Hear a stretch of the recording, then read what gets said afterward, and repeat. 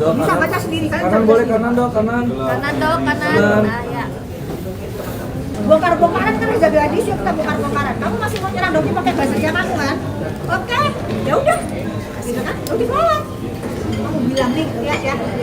Ini kodenya, ini ada kodenya ya. Kanan dok.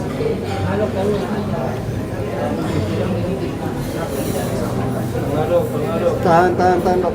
Etis nggak mengambil uang masyarakat dengan cara menjual produk yang etis nggak ini dijual ya gini nih dengan nih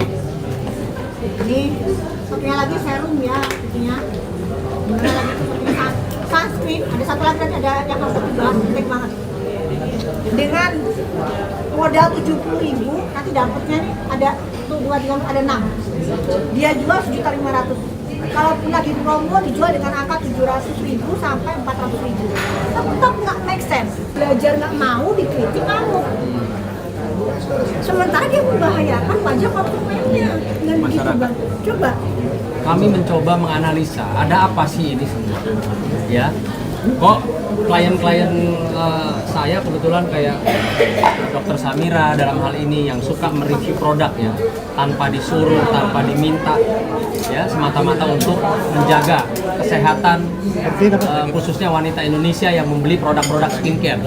Jangan sampai dirugikan di kemudian hari ya terkait dengan kesehatan mereka yang menggunakan produk-produk yang dianggap berbahaya.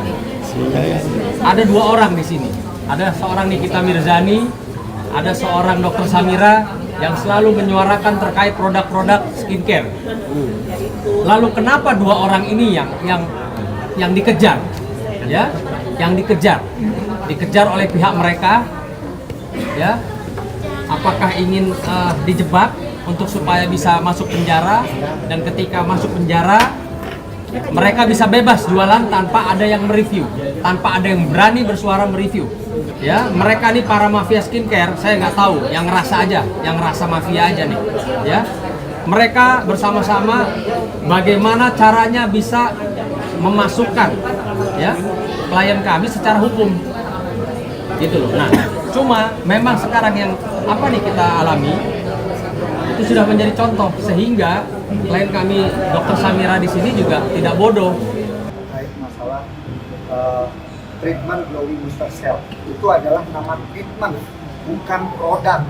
Jadi jangan sampai tergiring opini, tapi dia itu jago menggiring opini pribadinya lah, merusak karakternya lah dan lain sebagainya. Dia bukan terfokus terhadap produknya. Gitu kalau bicara misalnya berdebat masalah produk, saya bisa panjang jelasin masalah produk. Bilang masalah retinol, oke, retinol ini dipakai 1 minggu 3 kali, 2 sampai dengan 3 kali. Sedangkan paket anti-aging ini saya pakai setiap hari, tapi kandungannya ada retinol. Kenapa saya turunkan di bawah jurnal? Karena itu dipakai setiap hari agar kulit kita tidak iritatif. Kalau persentasinya tinggi, itu pasti bakal iritatif karena dipakai setiap hari. Susah kalau misalkan menjelaskan sama orang yang bisanya cuma menggiring opini. Selama ini kan dokter merasa dirinya paling benar, paling hebat dan paling suci. Kenyataannya ini salah satu bukti loh. Nggak ada hubungan tadi yang dibilang apa Ernesto apa. Ini dokter sendiri. Gitu loh. Ini ya dokter sendiri nih, nggak mungkin dokter sendiri. Di sini ada jelas banget tuh. Ini dokter sendiri. Jadi apa sih maksudnya itu kok kalian kok bukannya sadar diri, perbaikan? Malah mengarang cerita yang luar biasa. Dokter dikatakan sindikat. Ini sindikat apa? Ini sindikat apa? Hah? Tidak ada hubungan dokter dengan apa yang disebutkan situs sindikatan itu. Nggak ada sama sekali guys, nggak ada. Dokter dari uang dokter sendiri. Jadi dari tadi belum sempat dijelaskan, tapi Dipotong-potong ya dok, oke.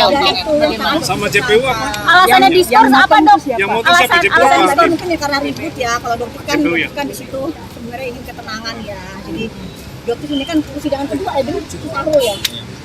Saru dokter itu kan ini kan bukan terbiasa ya seperti ini. Dokter itu sebenarnya tujuannya cuma satu. Kenapa sih kalian ini bilang takut miskin? Ya emang faktanya takut miskin. Kalau nggak takut miskin, gampang tarik produknya.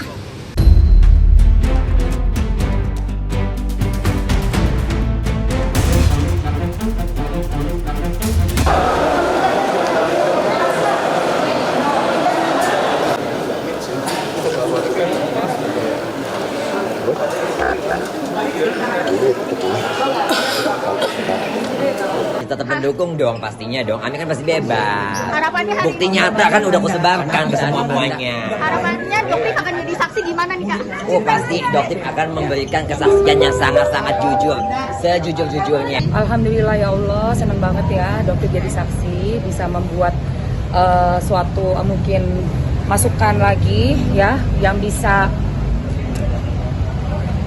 meringankan lah gitu loh, dan mungkin malah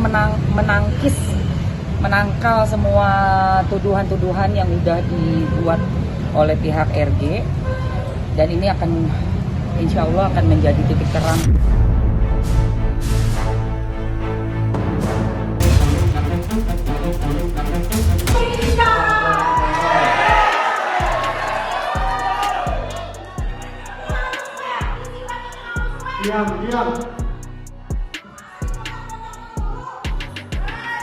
Pasti ada yang men-trigger gitu ya, istilah saya, karena di potongan sebelumnya tidak tersampaikan. Artinya tidak tersampaikan itu saya belum lihat ya potongan yang pertama ya. Hanya itu bisa jadi ada pemicunya.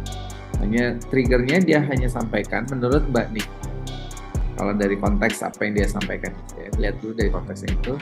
Karena ketika saksinya, saya perkirakan ini saksinya dia nih, kayaknya saksinya Mbak Nik Mir ya. Nah itu berusaha menyampaikan sesuatu, tapi kemudian sering disela atau sering dijeda sama si grup JPU-nya gitu ya, sehingga itu yang membuat Mbak Nikita merasa dapat perlakuan kurang fair gitu ya, karena ketika bisa jadi waktu saksinya siapa itu semuanya pasti boleh diperbolehkan untuk bicara, menjelaskan. Dan yang kemudian ketika menjelaskan ini sering terjadi di potong. Itu yang trigger, dan itu pasti tidak terjadi hanya sekali ya. Akumulasinya numpuk, sampai di titik apalagi seorang Mbak Niki yang kemudian boleh dibilang juga punya ekspresivitas yang luar biasa gitu ya. Jadi dia pasti akan sampaikan itu dan ngomong saja.